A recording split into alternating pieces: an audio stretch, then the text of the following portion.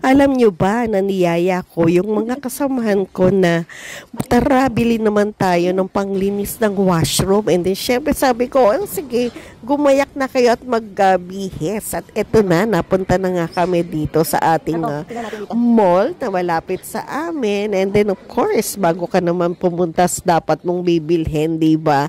Abay, dumaan-daan muna ang lola nyo sa mga damitan. And then, check. And then, syempre, wag nating kalilimutan pag tayo nadadaan dito, abay talaga naman po. Hindi pwedeng hindi tayo magsusukat ng mga damit, diba?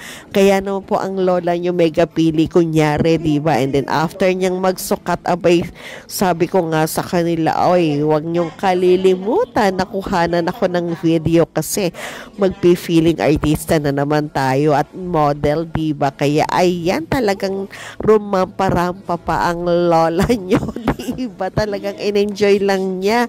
Pero ang gusto lang niyang gawin ay bumili ng panglinis ng washroom.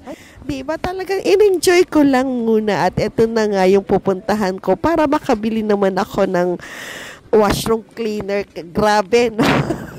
Ayan na talaga naman po na kita nyo na bit-bit ko lang yan, ha, diba? Na talagang talagang enjoy naman, diba?